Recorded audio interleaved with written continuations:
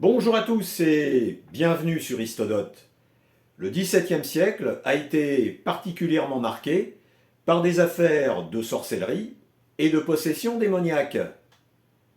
Comment ne pas penser au célèbre procès de Salem dans le Massachusetts, où environ 200 personnes, majoritairement des femmes, furent accusées de sorcellerie.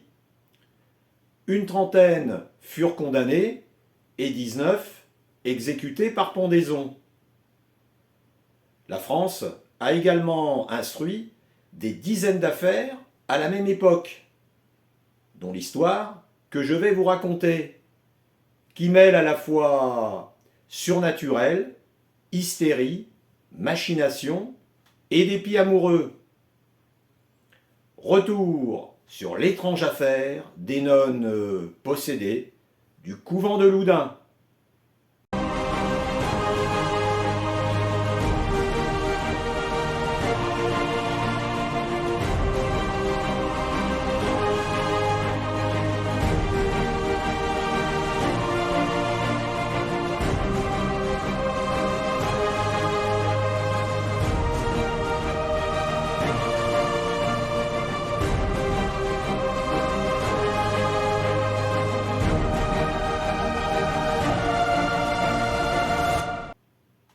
Au cours de la nuit du 21 septembre 1632, au couvent des Ursulines de Loudun, la mère supérieure, Jeanne de Belcier, plus connue sous le nom de Jeanne des Anges, et deux autres sœurs, voient apparaître l'ombre de leur confesseur, le prieur Mousseau, mort de la peste quelques semaines plus tôt. 2 jours plus tard, pendant la messe, les trois religieuses se mettent alors à blasphémer et à recracher l'hostie.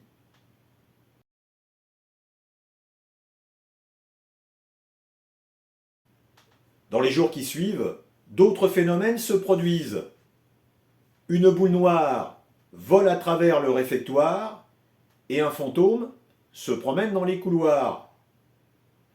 Début octobre, ce sont toutes les sœurs qui présentent des signes de démence. Elles se roulent par terre, hurlent des obscénités, grimpent aux arbres et courent à demi nues sur les toits. On dit même qu'elles lévitent.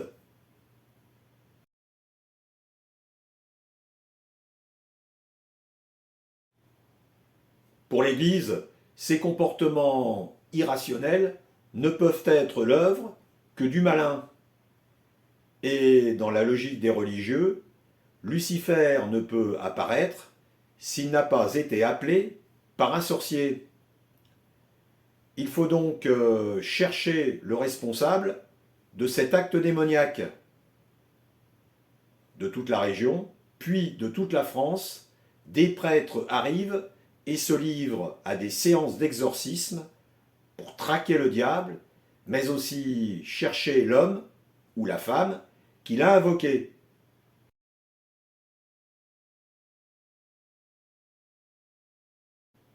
Le 11 octobre, une religieuse possédée, dit-elle, par le démon Astaroth, lâche un nom, celui d'Urbain Grandier, curé de l'église Saint-Pierre du Marché, au centre de Loudun. D'autres nonnes confirment cette accusation. Elles se disent être l'objet de sensations, d'attouchements sexuels et d'obscénités de la part du curé. Même Jeanne affirme que le prêtre lui rend visite dans sa cellule.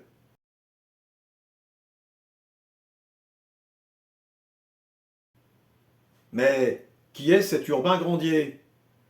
Né vers 1590 et issu d'une bonne famille, il prend le chemin de la prêtrise. À 27 ans, il devient curé de l'église Saint-Pierre du Marché et chanoine de l'église Sainte-Croix de Loudun dans le diocèse de Poitiers. Très vite, ses sermons, marqués par sa liberté de ton, attirent les foules à l'église.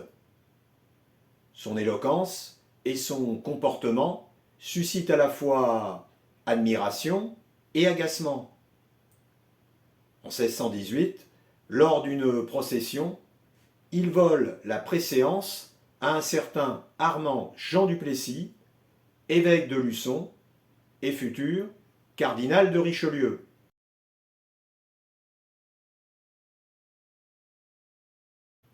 Mais Grandier est aussi un grand séducteur et malgré son statut, il collectionne les conquêtes féminines, jusqu'à mettre enceinte la fille du procureur du roi, Louis Trinquant, son élève de 15 ans, qu'il abandonne pour se mettre en ménage avec Madeleine de Brou, issue de la petite noblesse, dont il avait la charge spirituelle et qui devait prendre le voile.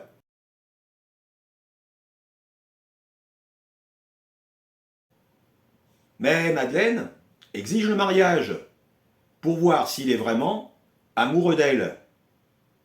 Il accepte et un mariage secret est consacré, Grandier tenant à la fois le rôle du prêtre et du marié.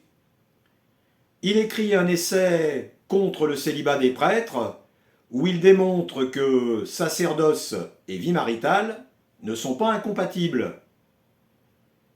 Mais les autorités religieuses en ont assez de ces frasques.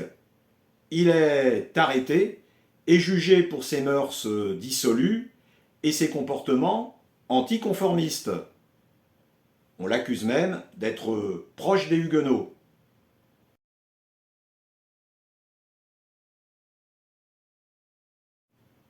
Grâce à son habileté, il réussit cependant à gagner son procès et il revient triomphalement à Loudun.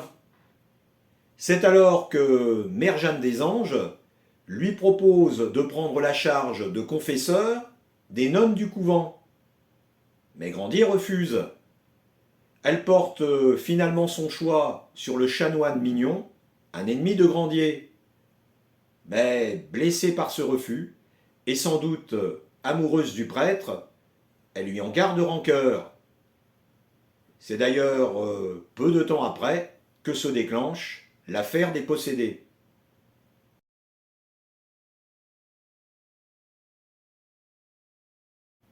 En 1633, Jean Martin de Laubardemont est envoyé à Loudun par Richelieu pour surveiller la destruction du château. Un des nombreux exemples de démantèlement de forteresses ordonnés par le cardinal pour affirmer le pouvoir royal et dissuader d'éventuelles rébellions, dont celle des Huguenots. Dès son arrivée, il entend parler des crises incessantes des religieuses, des exorcismes qui se succèdent et des soupçons qui pèsent sur le curé de Saint-Pierre.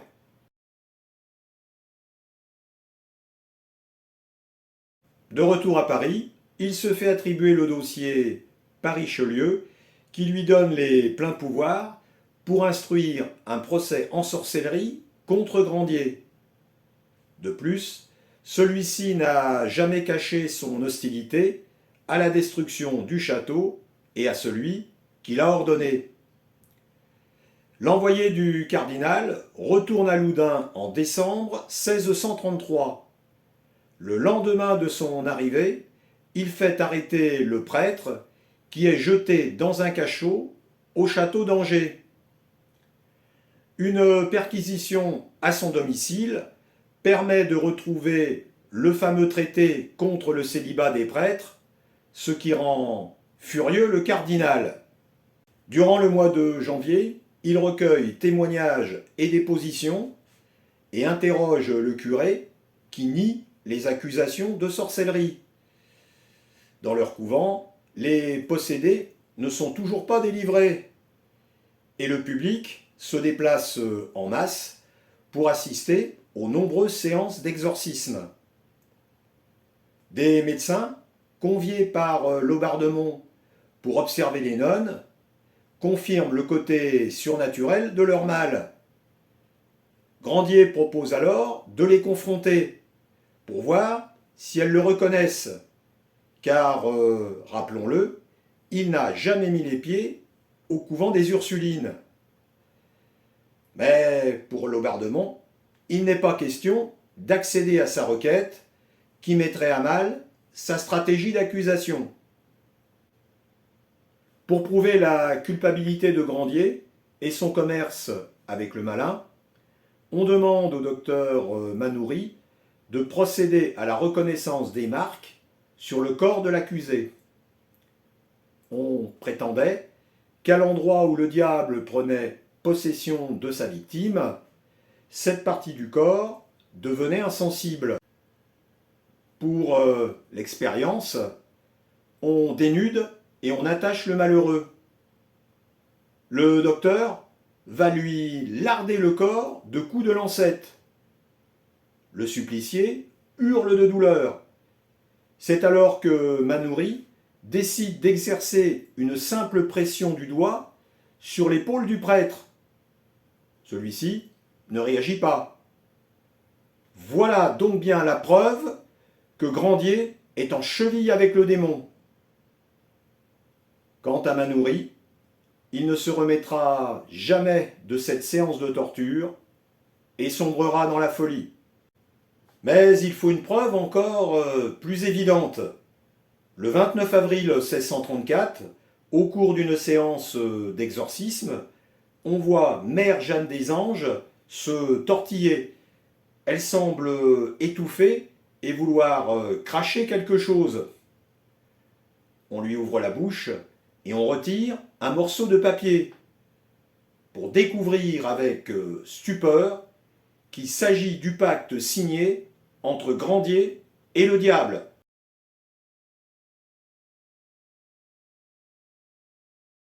Finalement, le procès s'ouvre le 8 juillet 1634. 12 juges ont été désignés, venant de petits tribunaux de la région. Avec les comptes rendus d'instruction, le témoignage des nonnes et les fameuses preuves extraordinaires, leur opinion est vite faite. Il est reconnu coupable et condamné à mort. Le 18 août à 7 h du matin, Laubardemont vint le chercher dans sa prison. Il est de nouveau torturé et dans l'après-midi, amené sur la place du marché pour y être brûlé sur un bûcher devant 6000 personnes.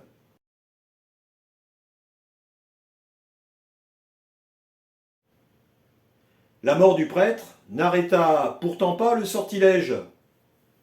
Les crises d'hystérie des nonnes, en particulier celle de Jeanne des Anges, continuèrent pendant plusieurs années.